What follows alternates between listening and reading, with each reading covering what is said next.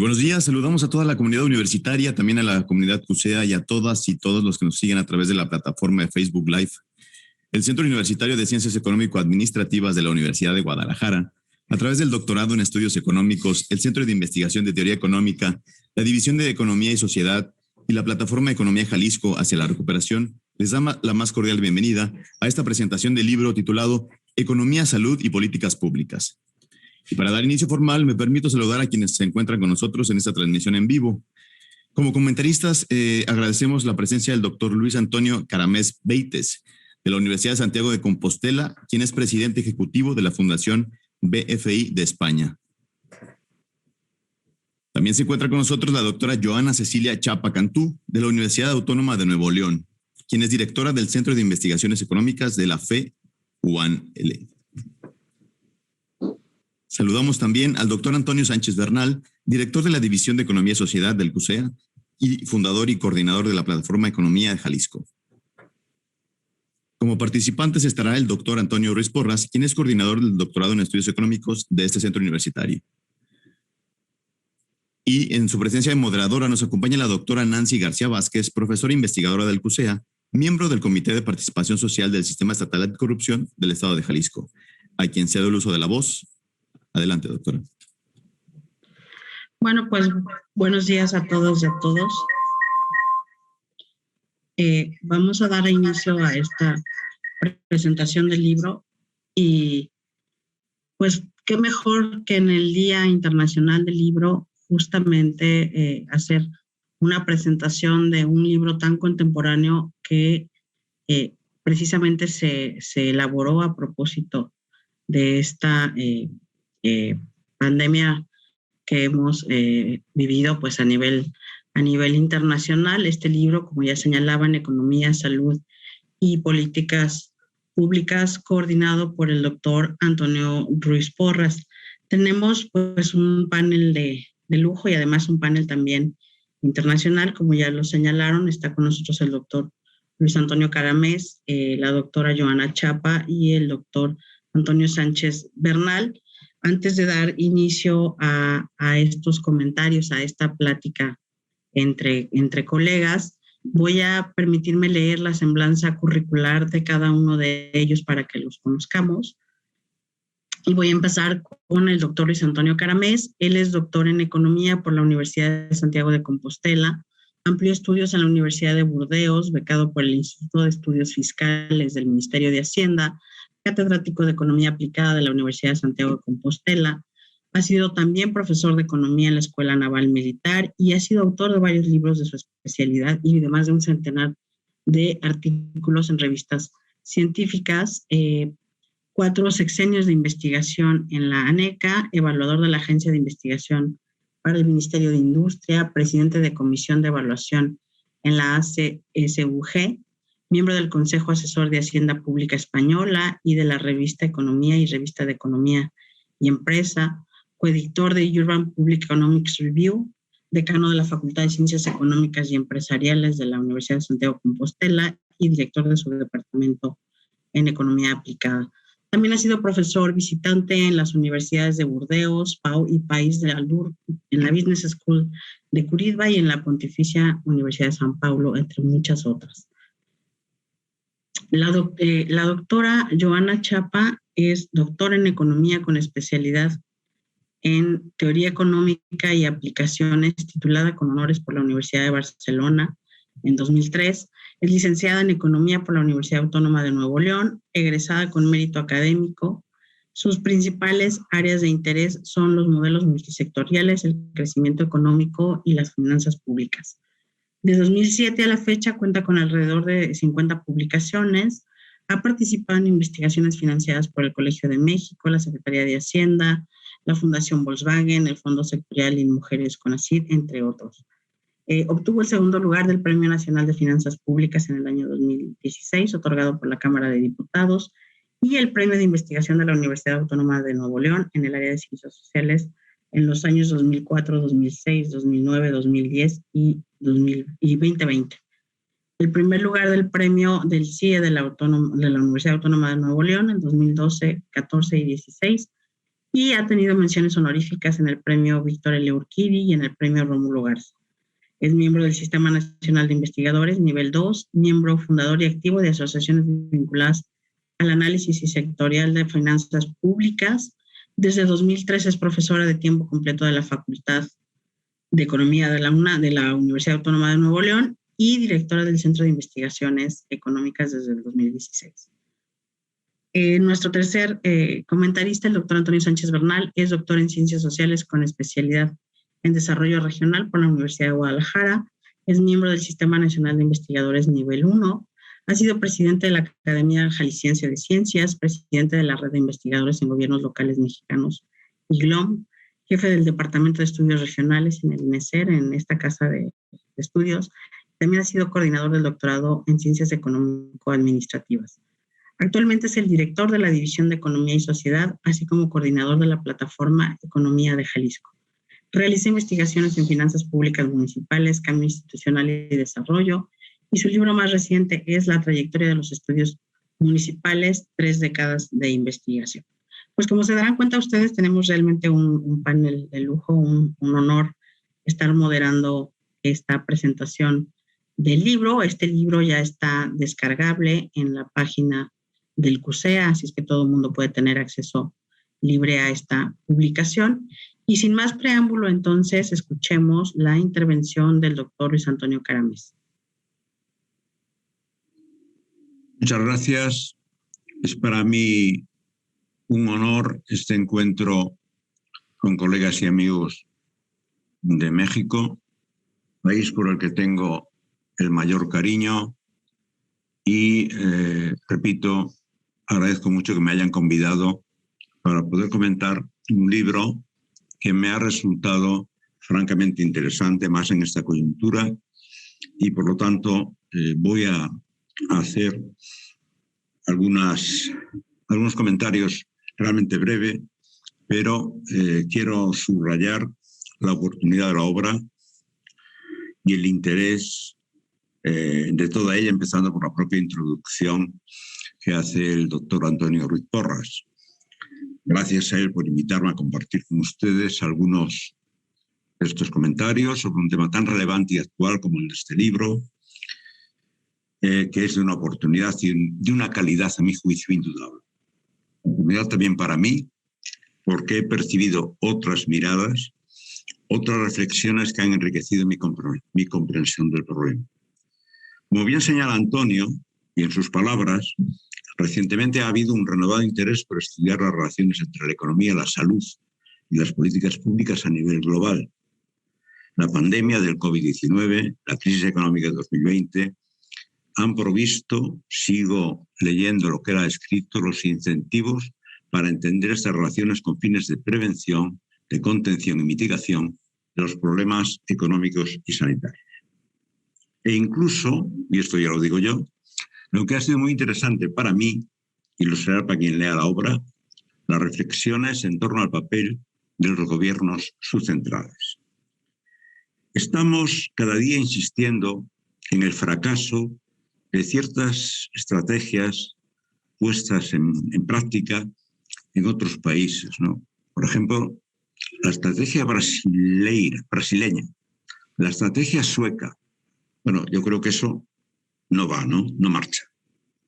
La recesión en Suecia es más fuerte que en Dinamarca, mientras que las restricciones sanitarias en Dinamarca son más fuertes que en Suecia.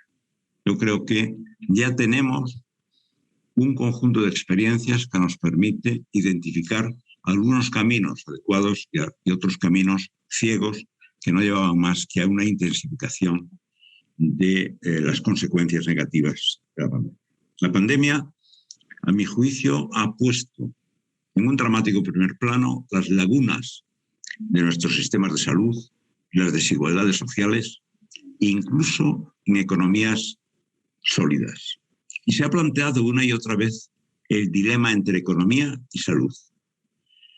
Pero ese es un falso dilema. La interdependencia es manifiesta. Pero también es verdad que las comunidades más vulnerables sufren más. Permítame de inicio, en este comentario, una reflexión más general. La economía de la salud va más allá del sistema de salud. En realidad, las inversiones más rentables en favor de la salud son las que evitan o retardan el recurso al sistema de salud, permitiendo afrontar aquellas razones por las cuales las personas caen enfermas, se mueren, que están ligadas a la alimentación, ligadas al agua, ligadas al aire, a las condiciones de vida y las condiciones de trabajo. Los países gastan miles de millones para tratar el cáncer de pulmón y, sin embargo, no reaccionan con eficiencia frente al tabaquismo. Tratan la obesidad, la diabetes, las cardiopatías, pero no promueven de forma eficiente una alimentación saludable. Tratan las consecuencias de los accidentes de tráfico, por ejemplo, en vez de mejorar adecuadamente la seguridad de las carreteras. Tratan la depresión en lugar de invertir en la salud mental, de promover la salud mental. Y responden reactivamente a las epidemias en lugar de invertir en la prevención de esas epidemias. Por lo tanto, está claro que tenemos que hacer cosas diferentes. Para poder afrontar los principales desafíos de la salud pública, tanto hoy con la pandemia como en los años que van a venir, nosotros debemos de ir más allá del sector de la salud stricto sensu para accionar sobre los determinantes sociales, económicos e incluso comerciales de la salud. No es suficiente con invertir en salud pública. Yo creo que nosotros debemos también repensar la manera en que nosotros consideramos la salud. Yo creo que es tiempo de ver las cosas de otra manera para considerar la salud y los sistemas de salud no como costes, sino como inversiones fundamentales para una economía productiva, resiliente, como ahora se dice, y estable. Y debemos hacer de la salud un objetivo social y una finalidad fundamental de las políticas económicas.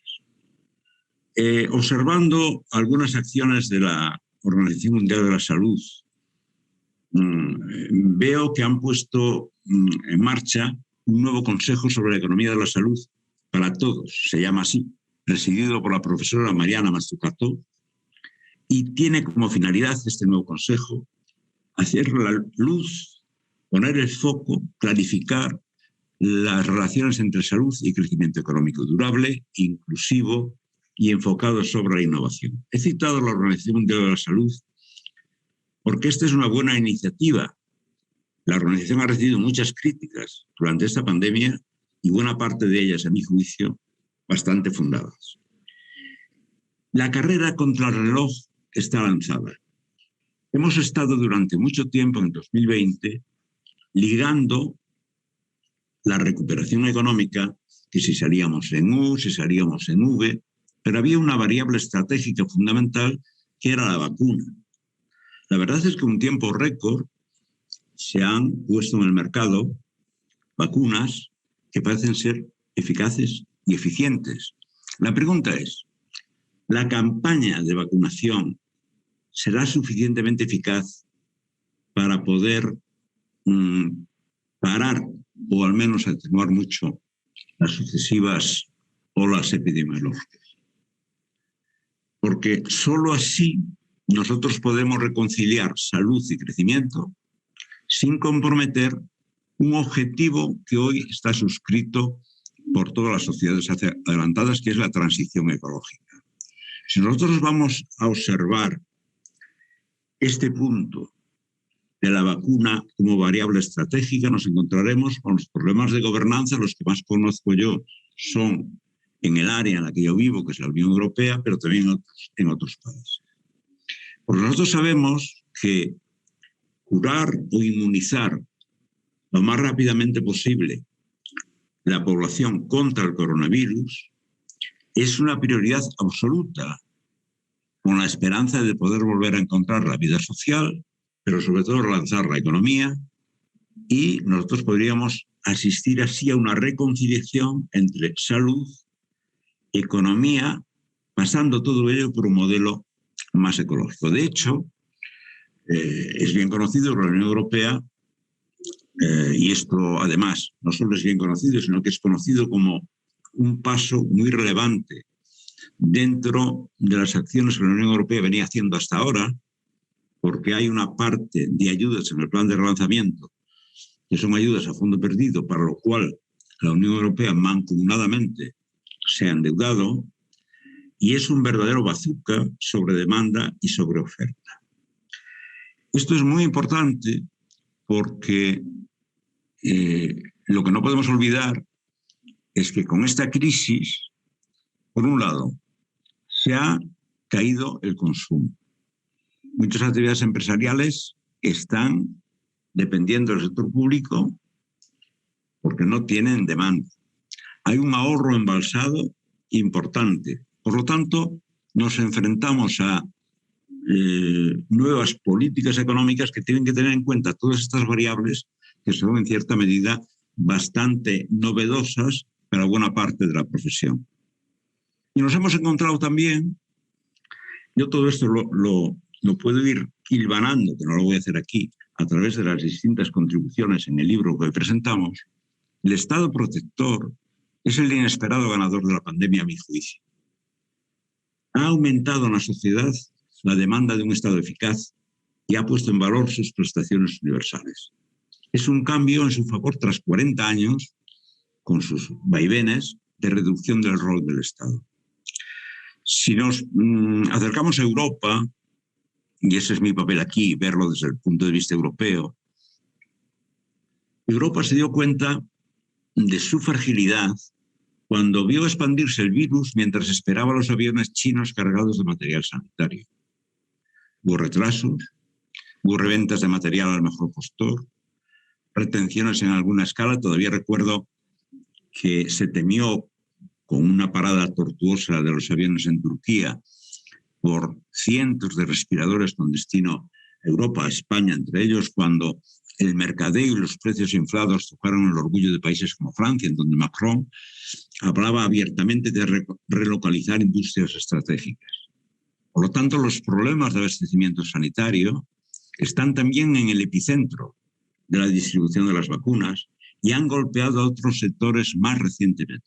La industria del motor se ha visto obligada a frenar su producción por falta de chips en el mercado internacional. Aquí en Galicia, donde yo vivo, que hay fábricas de automóviles, están con un grave problema, sobre todo la Citroën, por la falta de estos chips. Chips que se fueron pues, a las computadoras, a los teléfonos inteligentes, a las consolas de videojuegos, y además las restricciones pandémicas influyeron en las cadenas de suministro, de aprovisionamiento. Por lo tanto, si eso añadimos ausencia o carencia o escasez de contenedores en Asia, todo ello fue enrareciendo y retrasando los envíos.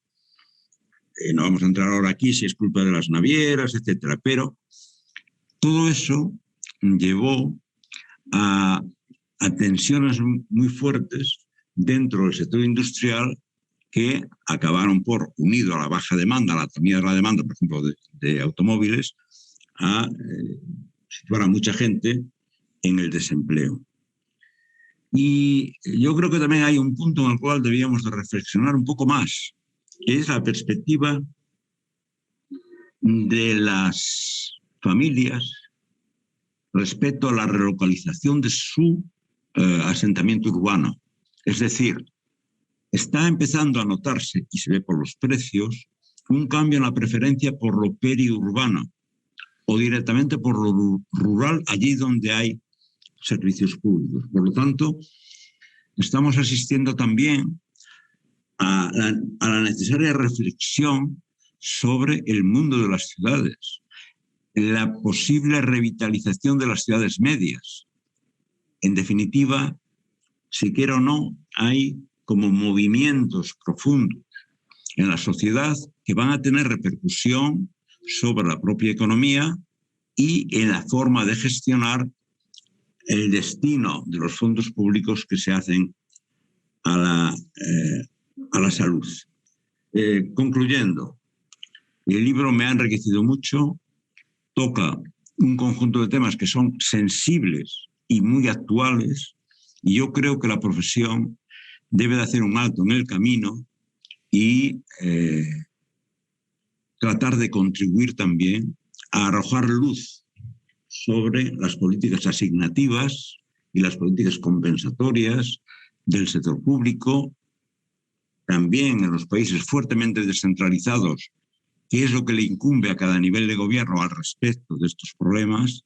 Y, a mi juicio, esta obra que hoy presentamos aquí va a ser una contribución muy importante, pero no solo para que los estudiantes puedan acceder a una reflexión de calidad técnica y de oportunidad social, sino también para la propia sociedad, es decir, para las autoridades públicas, que puedan manejar información relevante y además información solvente, más allá de cualquier panfleto o cualquier artículo de periódico escrito pues con prisa y seguramente aportando soluciones, entre comillas, que son más bien soluciones inviables, ¿no? Por lo tanto, mi felicitación a los autores y, de manera muy relevante, al doctor Antonio Ruiz Porras, al que vuelvo a agradecer que me haya invitado a esta sesión. Muchas gracias al doctor Caramés. Entonces ahora vamos a darle la palabra a la doctora Joana Chapa. Adelante, Joana. Muchas gracias, Nancy. Muchas gracias por la invitación, doctor Antonio Ruiz Porras. Estoy encantada y muy honrada de comentar este libro.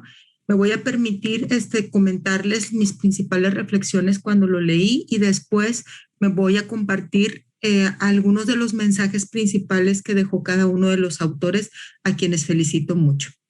Y bueno, este libro, Economía, Salud y Políticas Públicas, es un libro coordinado por el doctor Antonio Ruiz Porras, que consta de 6 capítulos, los cuales fueron escritos por 8 destacados investigadores, y también estos trabajos fueron sometidos a arbitraje doble ciego, lo que garantiza su calidad académica y su rigor científico. A través de sus páginas, el lector obtendrá un panorama de los efectos económicos de la crisis COVID-19 en México y en los países del este de Asia.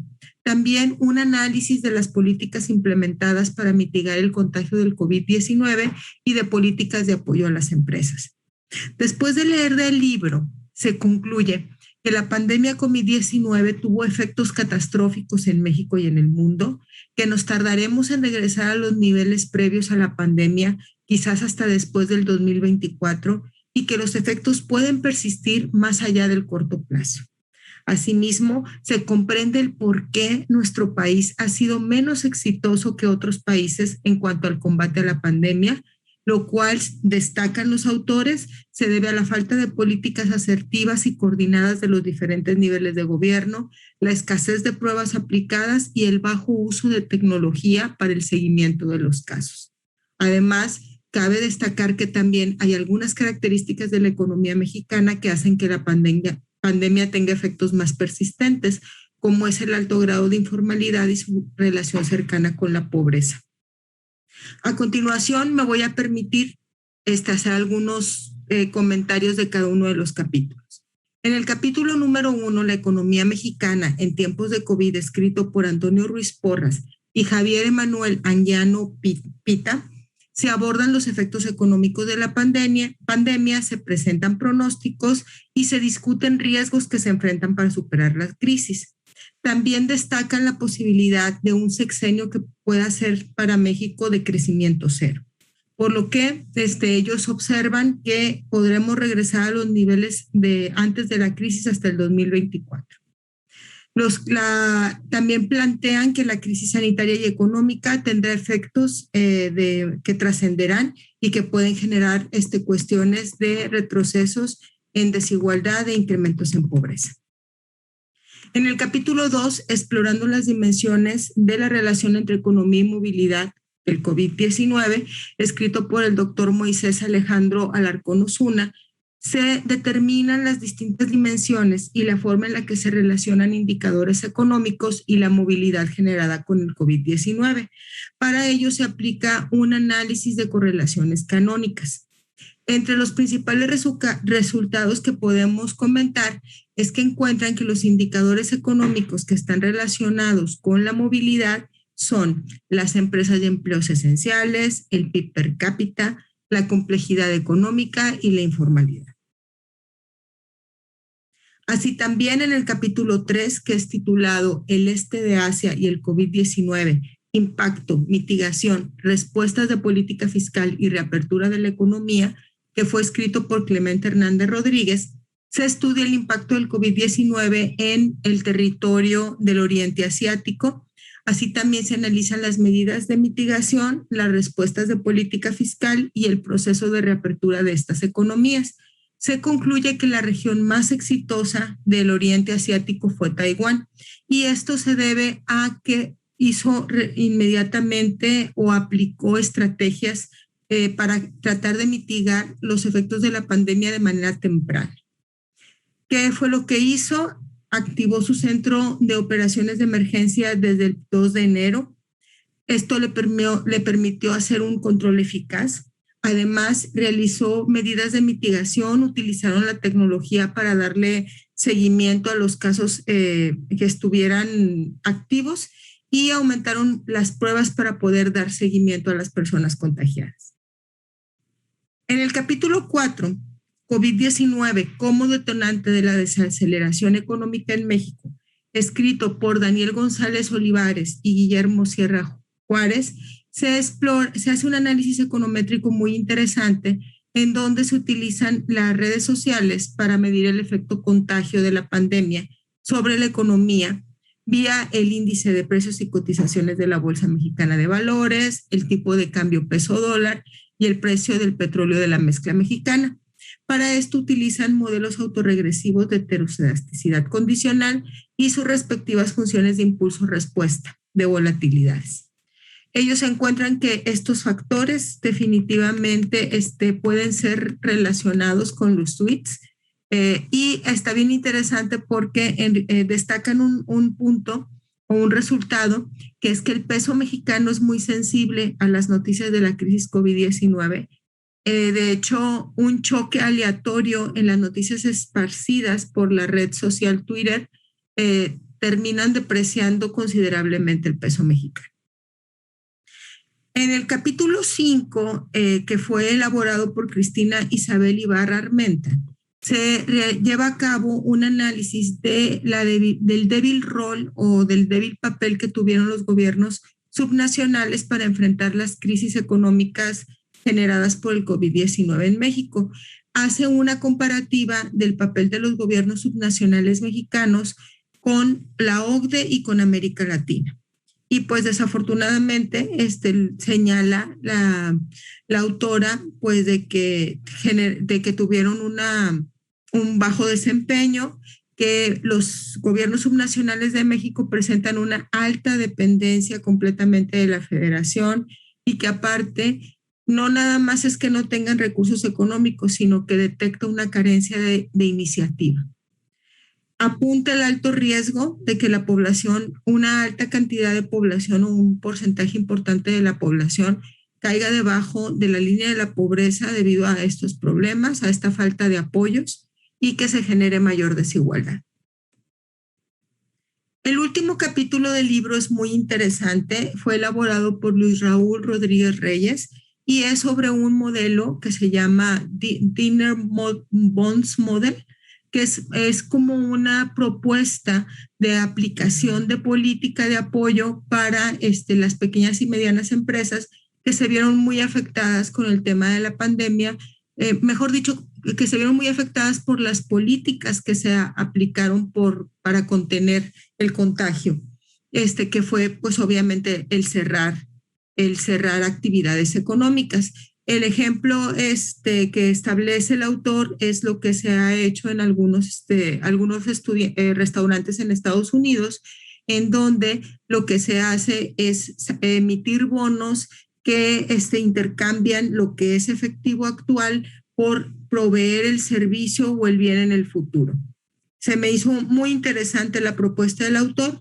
Él lo que comenta para redondear un modelo de este tipo y poder ser aplicable, se requeriría añadir 2 características, que es la garantía de los pasivos de las empresas y la intervención de un regulador financiero.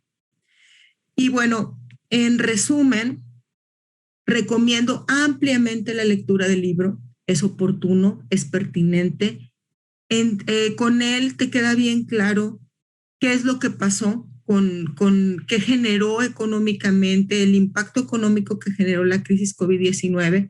Te permite hacer una comparativa con otros países, entender qué diferencias tenemos con Asia, con la OCDE, con Latinoamérica en algunas cuestiones. Y una cosa bien importante también, que presenta también una propuesta de pronósticos de cómo se puede evolucionar la economía en el futuro y una propuesta de modelo que se podría aplicar para proveer a las empresas en el corto plazo de liquidez. No me queda más que felicitarlos. La verdad, excelente trabajo. Todos los autores, una obra impecable, y especialmente al doctor Ruiz Porras por su excelente coordinación. Muchas gracias. Muchas gracias a la doctora Joana. Pues efectivamente esta publicación fue realizada por 8 autores de distintas instituciones. Reitero que esta publicación está descargable en la página oficial de CUSEA. Y entonces ahora le damos el uso de la voz al doctor Antonio Sánchez Bernal. Muy buenos días a todo el público que nos escucha. Es un placer compartir esta presentación con el profesor Luis Caramés y con Joana Chapa. Fue muy interesante escucharlos.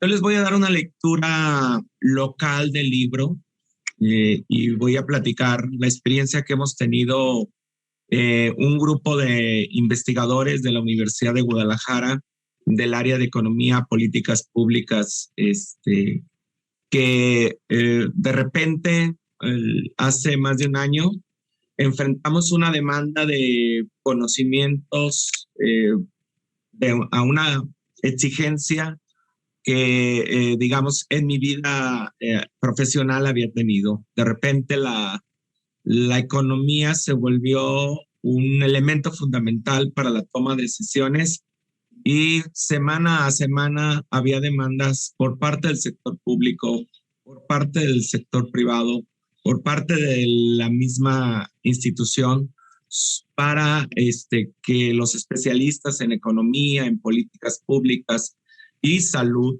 hicieran intervenciones, dieran información acerca de lo que estaba pasando, de lo que se podía hacer y de cuál era el futuro del comportamiento de la economía ante una pandemia donde había escenarios de vacuna en un año, en 2, etcétera. Entonces, el libro me parece una gran aportación porque varios de los autores pertenecen a un grupo que formamos un instrumento que se llama Plataforma Economía Jalisco, que respondió a esa demanda de muchos sectores de la economía de Jalisco por información. En Jalisco, la pandemia se enfrentó por parte del gobierno, inicialmente formando un comité de salud, la Mesa de Salud, y posteriormente instituyó lo que se llamaba la Mesa de Economía, que después tuvo un nombre de Reactivación Económica. Ahí se reunían empresarios, se reunían expertos en salud, los gobiernos locales, para discutir cuál era la estrategia aunado a la estrategia que tenía con el gobierno federal. Lo que les puedo decir es que había, por ejemplo, en la mesa de salud puso una variable sobre la mesa que fue muy difícil para los economistas trabajar, y de ahí la aportación de uno de los capítulos, el del doctor Alejandro Alarcón. Una variable que apareció en el centro de la discusión era la movilidad. Desde la literatura internacional, en los distintos modelos de predicción de la pandemia, se puso a la movilidad como una variable explicativa de impacto positivo al número de contagios. Se decía, a mayor movilidad, mayor contagios. Muchos modelos matemáticos construidos desde el área de salud plantearon esa hipótesis. Entonces, las proyecciones que había sobre la capacidad de propagación de la pandemia estaban centrados en la movilidad. Entonces, el gobierno de Jalisco y todos nos poníamos, todos los días estábamos monitoreando la movilidad y qué pasaba cuando salía un sector y iban sacando el sector educativo, y la movilidad era la variable clave, porque la verdad, a la vez esa era la que servía para explicar la propagación. Entonces, ahí me parece que el trabajo de Alejandro Alarcón, que explora las dimensiones entre economía y movilidad, pues va a dar mucho que hablar y mucho a la discusión, porque precisamente esa fue una demanda que vino del sector salud y que realmente no teníamos una explicación muy clara de qué implicaciones tenía, y que fue clave en el proceso de reapertura económica, porque cuando Jalisco, que tenía 3.8 millones de empleados, se planteó que ya iba a haber una apertura de la economía, el gobierno decía, voy a sacar tales sectores. Entonces eso implicaba sacar 300,000 personas, y eso implicaba impactar a la movilidad, y por lo tanto a lo que les interesaba a los del sector salud era cuánto se iba a aumentar la propagación del virus, pero a los economistas también nos importaba qué tanto se iba a reactivar la economía, cuál era el impacto positivo sobre la recuperación económica. Entonces ese artículo a mí me parece muy, muy interesante y clave, y esto va acompañado con la relevancia que tiene el estudio del doctor Porras, el primer capítulo sobre la economía mexicana en tiempos del COVID.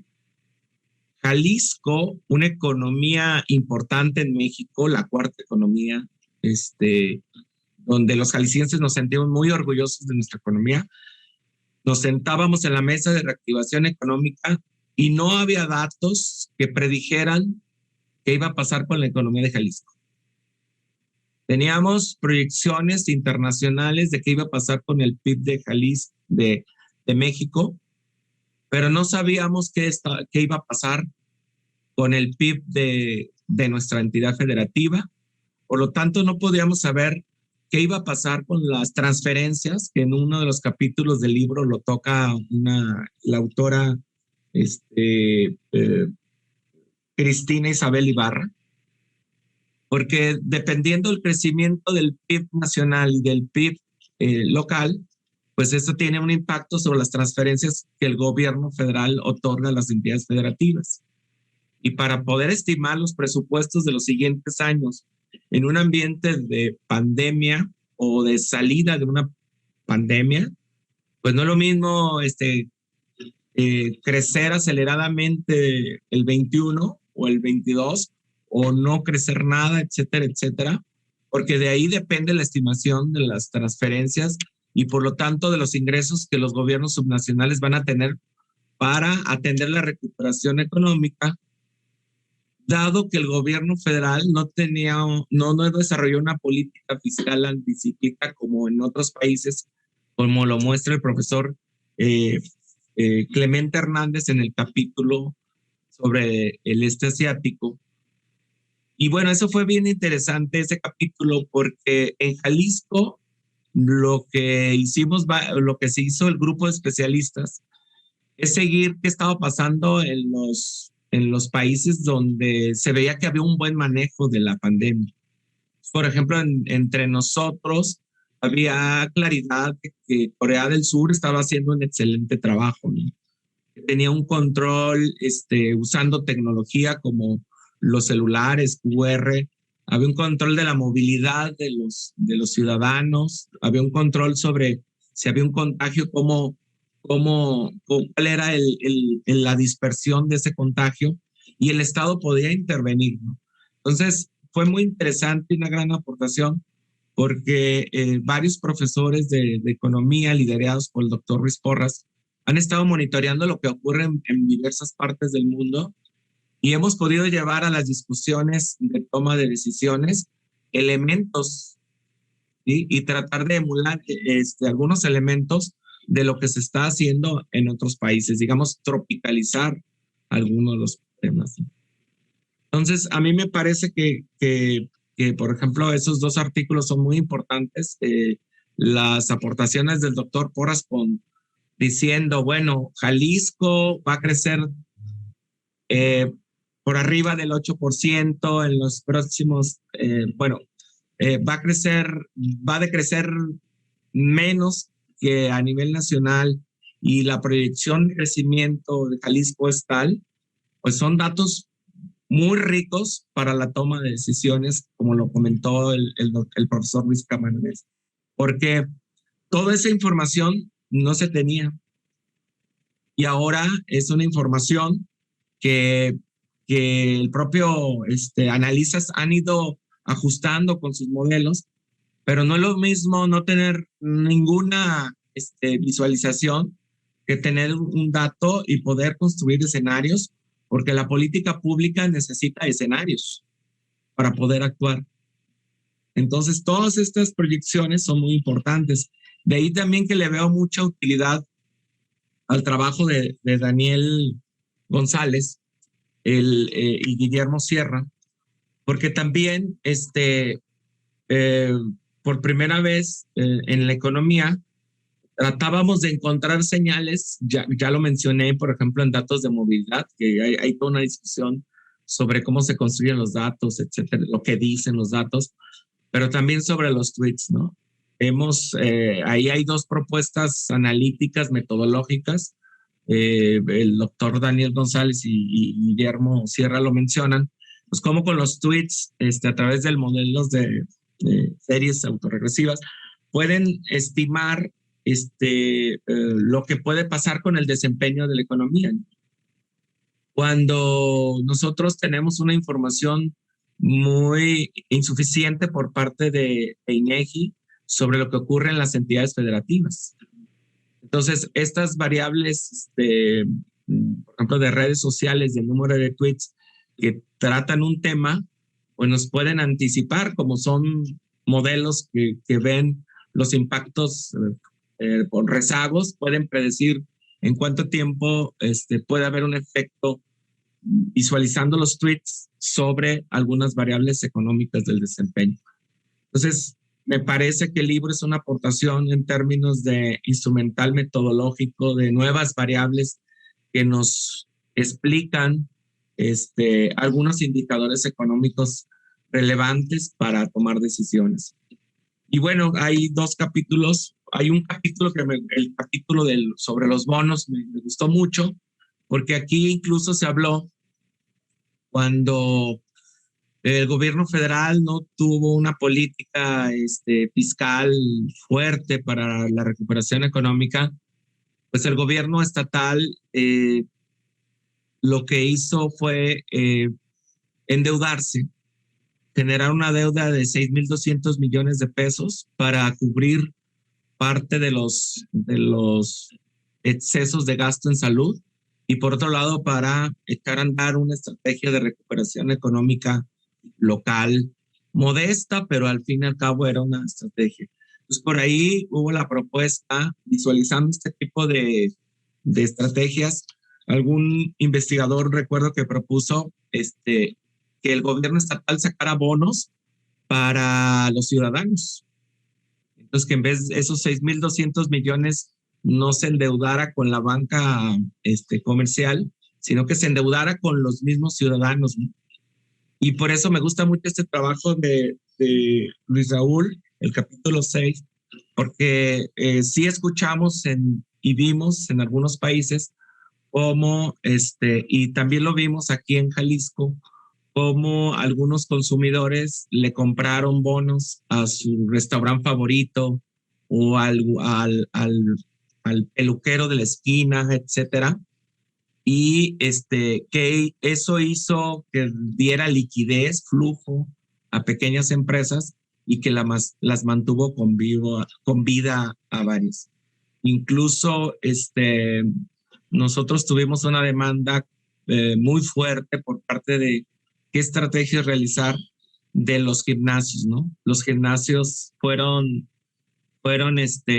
totalmente, en la literatura internacional se dijo que los gimnasios pues eran un gran riesgo para, entonces todos estos negocios con grandes inversiones pues fueron a la quiebra, y se visualizó también por ahí la posibilidad de tener bonos en consumidores. Y creo que este es un trabajo interesante porque plantea algunas soluciones para el futuro, ¿no?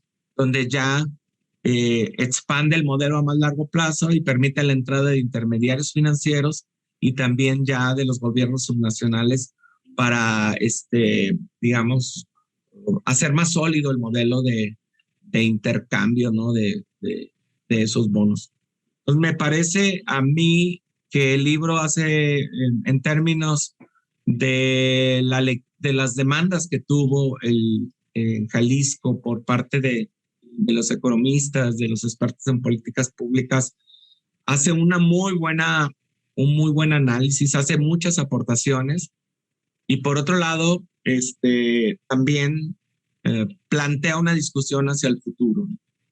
Es decir, a medida que la vacunación sea un proceso más sólido, pues qué va a pasar con las variables de desempeño económico. Entonces aquí ya tenemos nuevo material. Por ejemplo, sabemos que la movilidad ya está muy cercana a tiempos antes de la pandemia, y que el sector educativo va a ser vacunado en los próximos 15, 20 días totalmente. Va a ser muy interesante quizás saber y preguntarle aquí a varios de los analistas qué esperan con esta recuperación total de la movilidad sobre el desempeño de la economía de Jalisco, ¿no? Creo que para mí es un libro que hace múltiples aportaciones y también va a dejar una evidencia, ¿no? De algunas estrategias que siguió Jalisco y por qué la siguió, de dónde vinieron y sustentados en qué se tomaron decisiones de política pública ahora que pues se dice que las políticas públicas mejores son las que están basadas en evidencia, ¿no?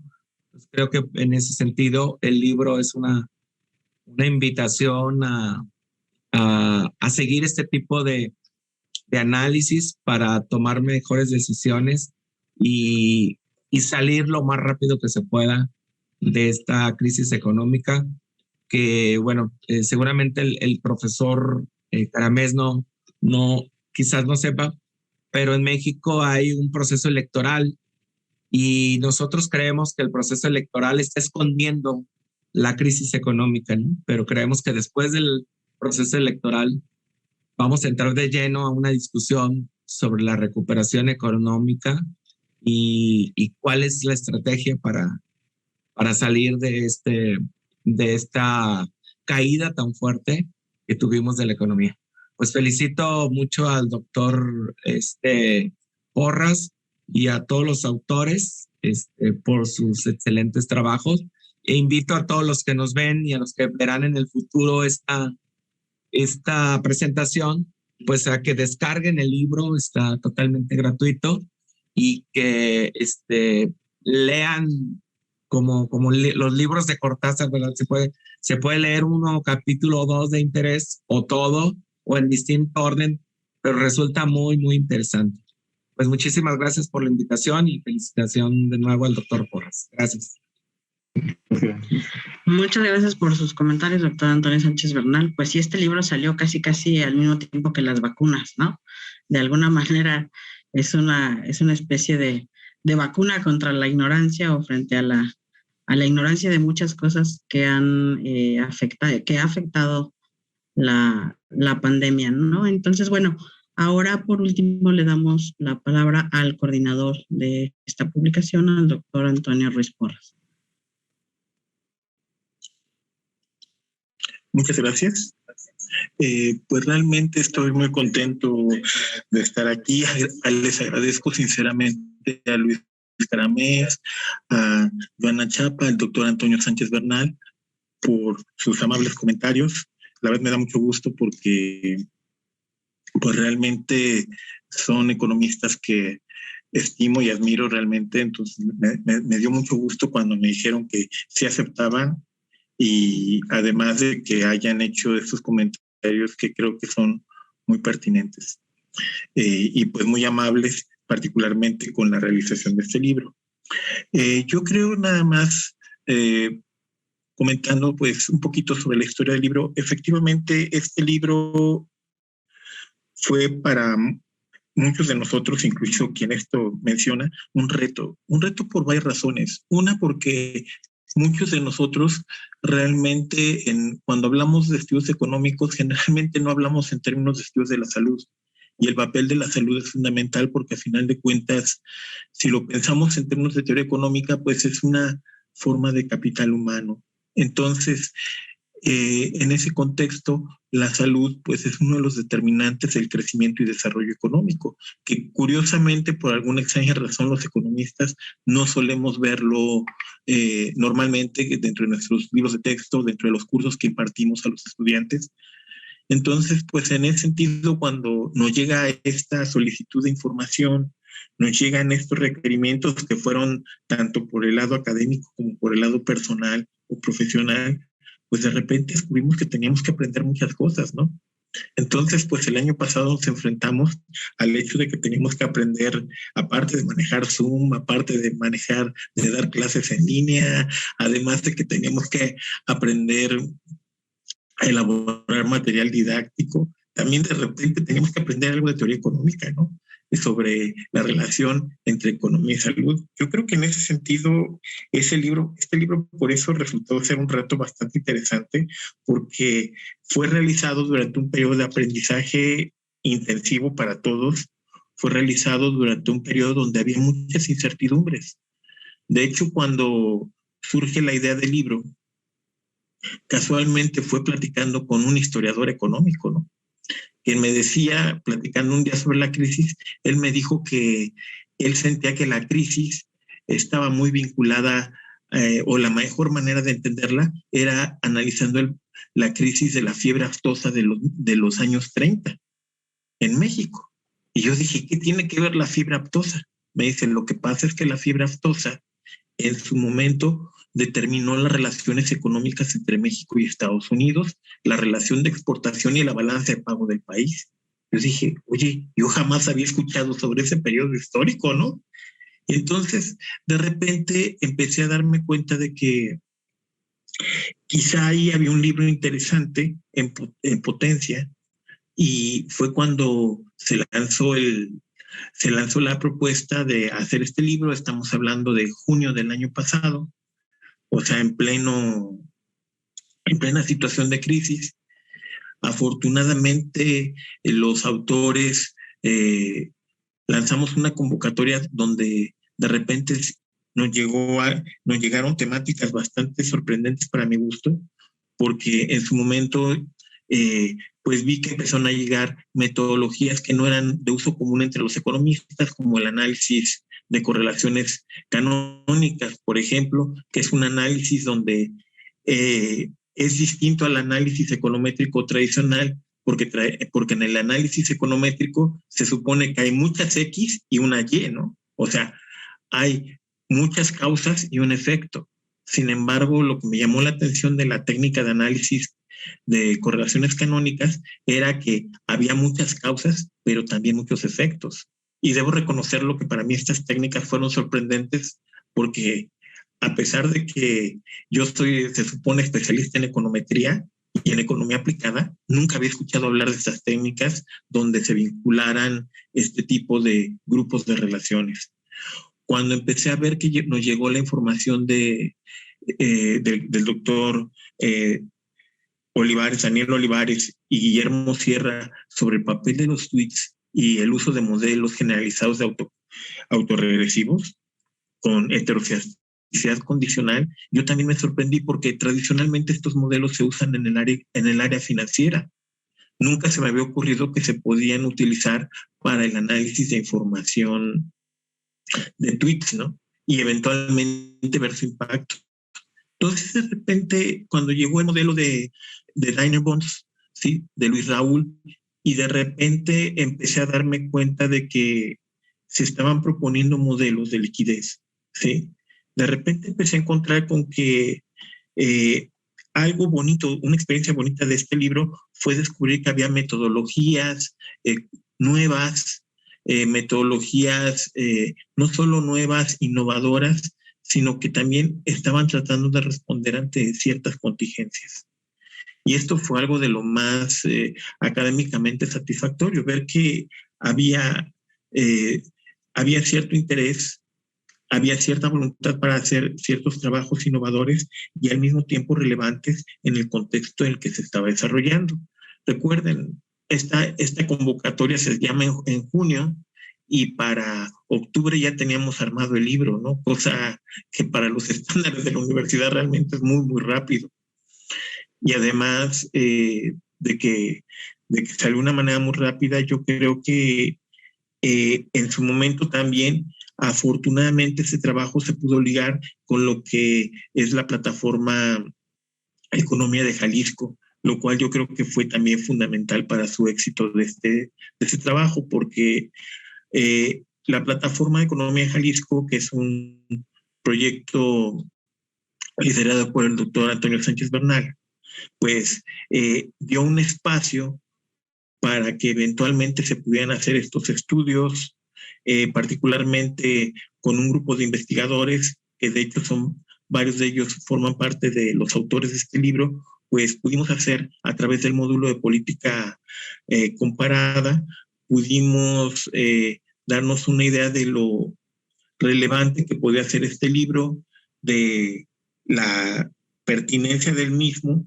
y además no solo eso, sino que nos dimos cuenta de que la utilidad podía trascender el corto y mediano plazo. Entonces, en ese sentido, pues la verdad es que la elaboración de este libro fue muy satisfactoria desde el punto de vista académico, desde el punto de vista profesional. Yo creo que da respuestas. En lo personal, para mí, es la primera vez que escribo algo que alguien podría decir que es que es un ensayo de economía política sobre la crisis y la pandemia, ¿no? Digo porque yo normalmente escribo textos econométricos, no tanto textos de opinión, ¿no? Como académico, ¿no? Entonces, en ese sentido también eso representó una experiencia nueva para mí. Y pues la verdad es que en ese sentido, pues debo reconocer el resultado para mí ha sido pues muy satisfactorio. Espero que los lectores lo hayan también interesante, ¿sí? Algo que personalmente también me dio mucho gusto es el hecho de que se haya podido subir directamente a la plataforma de la universidad y para su descarga gratuita, porque pues con esto, este libro esperemos que tenga una mayor difusión entre los académicos, hacedores de políticas públicas, entre los estudiantes, evidentemente. Y pues también yo creo que este libro, además, pues posiblemente dé pie pues para continuar con esta línea entre economía, salud y políticas públicas, ¿no? Esperemos que en el futuro hablemos de cómo se recuperó la economía mexicana ante la crisis del COVID, ¿sí? Más que sea la continuación lógica de este primer libro, de este trabajo, donde pues hemos mostrado los impactos del COVID, cómo analizarlo desde diferentes perspectivas metodológicas, teóricas, y también pues es un libro que esperemos pues contribuya al debate, porque al final de cuentas hay que reconocer que todavía hay muchas controversias acerca de qué es lo que va a pasar en este momento con el COVID, con la vacuna, si la recuperación se va a acelerar, si se va a desacelerar, y como efectivamente decía el doctor Sánchez Bernal, en el caso particular de México, pues tenemos un factor adicional que aunque no se consideró mucho en el libro, pues es el factor electoral, ¿no? Que también quizá tenga algún impacto eventualmente tanto con los procesos de vacunación como con los procesos de recuperación de la economía. Entonces, pues en ese sentido, pues considero, insisto, de que este libro pues tiene ciertas aportaciones metodológicas. Espero que a la gente le guste leerlo, esperemos que se vuelva un referente y pues también espero que además de esto pues pueda tener una utilidad para el ámbito de la política pública, ¿no? Que al final de cuentas, pues buena parte del análisis económico tiene esa finalidad, ¿no? Eventualmente mejorar las políticas públicas vigentes. Finalmente, pues nada más reitero nuevamente el agradecimiento a los comentaristas por su participación. Me dio muchísimo gusto que todos me aceptaran a la primera, ¿no? Inmediatamente recibí las confirmaciones. La verdad me da muchísimo gusto. Agradezco también a otras personas que estuvieron en el libro, que no fueron los autores, pero que también fueron fundamentales, como Cintia Figueroa, de la División de Economía y Sociedad, que nos estuvo apoyando para la parte de procesos administrativos y hablando al editorial para que saliera este libro de la manera más rápida posible. Agradezco a Gemma Ciclali, que nos ha estado apoyando con lo que es la presentación, la organización. Evidentemente también agradezco a mi asistente, a Carolina Saavedra Ramírez, por su apoyo, que ha sido académico, administrativo, y pues la verdad es que sí hemos hecho una buena mancuerna de trabajo. Y obviamente pues agradezco también a la doctora Nancy García Vázquez, que pues ha sido pues alguien que me ha impulsado muchísimo para hacer este tipo de libros y en particular quien ha orientado mucho mi investigación hacia el análisis de política pública. Entonces pues a todos ellos les agradezco sinceramente y pues bueno, con esto dejo aquí mi comentario. Muchas gracias e insisto, gracias por aceptar a ser ponentes y espero que todos tengan la oportunidad de leer el libro pronto. Muchas gracias. Gracias, doctor Antonio. También vamos a comentar que ha habido varios saludos y felicitaciones en la transmisión. Como señalaba yo, el libro está descargable en la página de CUSEA, que es www.cusea.udg.mx. Ahí en la sección de publicaciones está el libro. No sé si alguien quisiera hacer un comentario final, agregar algo. Estamos ya terminando la presentación. Yo simplemente aparte de sumarme a las felicitaciones. Su micrófono, por favor, doctor Caramés. ¿No? ¿Cuál es el problema? ¿No me oye? Ya. ¿No me oye, no? Sí, lo escuchamos. Sí. Vale. No, fue el hilo al hablar de la movilidad, claro, en todo este periodo ha habido momentos, dependiendo de los países, de un confinamiento más estricto, menos estricto, más largo, menos largo. En los países de perfil federal o cuasi federal se han dictado estados de alarma, pero luego el gobierno federal o el gobierno central ha dejado a los niveles subcentrales intermedios su iniciativa para decidir algunas cuestiones esenciales respecto a la movilidad. Pero en cualquier caso, el confinamiento o las restricciones a la movilidad es una restricción a la demanda. Por lo tanto, eso llevó consigo una caída del empleo. En España destruyó más de 600.000 empleos, llegando a una tasa de más del 16% de desempleo y con ahora mismo en torno a unos 450.000 empleos menos. Se buscó un mecanismo que ha sido el llamado ERES, en donde las empresas no se hacían cargo del 100% de estas personas, sino que lo hacía el sector público, lo hace el sector público. Esto ya se pueden imaginar que trae derivadas respecto a qué se hace con el sistema fiscal, y hay una tensión ahí entre reformadores, menos reformadores, reformadores al alza, reformadores a la baja, etc. Pero también nos puso de una manera dramática frente al dilema economía versus salud. Porque aquí se ha hablado de Oriente y de los instrumentos tecnológicos, pero es verdad que en un primer momento la manera de abordar la crisis en China y los países aledaños fue de optar más por la salud que por la economía. Y donde se ha querido compaginar salud y economía, la gobernanza ha sido muy complicada. Hemos estado en políticas un poco de stop and go y el éxito ha sido más bien limitado, ¿no? Por lo tanto, y esto además ha llevado a una cierta radicalización de la política. Nosotros tenemos un instrumento que creo que ustedes no tienen, ¿no? Que es el Banco Central Europeo, en donde ha habido una conversión al keynesianismo más, yo no diría ingenuo, pero se gasta lo que haga falta, nos endeudamos lo que haga falta, porque de esto hay que salir. Porque si salimos con un equilibrio presupuestario extraordinario, pero no hay nadie que lo pueda disfrutar porque muere todo el mundo, entonces en ese sentido pues ha habido políticas de helicóptero, ha habido transferencias directas a las empresas, a las economías domésticas, o bien a través de créditos blandos, etc.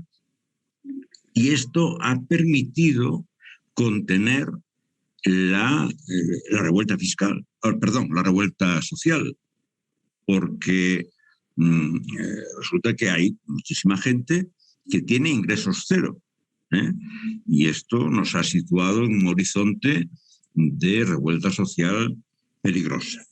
En cualquier caso, yo solo quería poner encima de la mesa aquí un tema que seguramente tendrá que estudiarse y escribir sobre él, es la economía versus salud. Nosotros, por ejemplo, en España tenemos comunidades autónomas como la de Madrid, en donde se ha optado por la coexistencia. Y resulta que, no quiero yo ahora equivocarme, pero es una de las comunidades en donde el problema de salud ha estado más agudo. Por lo tanto, pues esta combinación entre mantener la economía activa y garantizar la salud es un equilibrio muy, muy delicado. Y por lo tanto es una de las claves o de los puntos de discusión que no está resuelto, ni muchísimo menos. Y me imagino que en el medio plazo tendremos respuestas a eso. Pero yo quería volver, y con esto termino, en torno a las restricciones a la demanda. Las restricciones a la demanda, hay sectores, depende de qué sector, ¿no? Pero hay sectores, evidentemente, que hemos visto que han podido realizar teletrabajo, que están en un contexto en el cual no hace falta tanta movilidad, y eso se ha mantenido. Pero donde la movilidad era necesaria y se abrió la puerta, lo que estaba a la esquina era el hospital.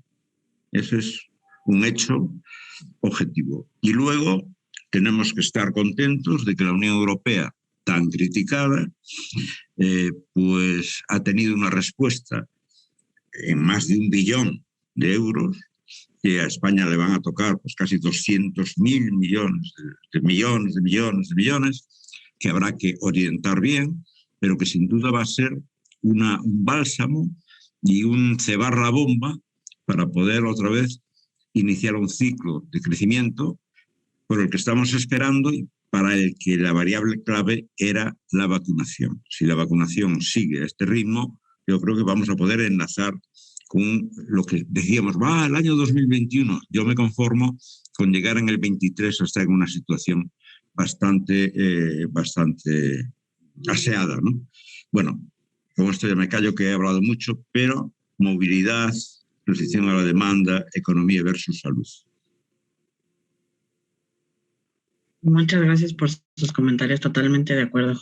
Ojalá lleguemos al 2023 sin más variantes peligrosas del COVID, si no, va a ser el cuento de nunca acabar.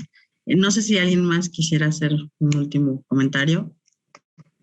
El micrófono está abierto, ¿no? Bueno, pues si no es así, entonces agradecemos a todos las audiencias, ¿no?, que han estado siguiendo la transmisión de esta presentación.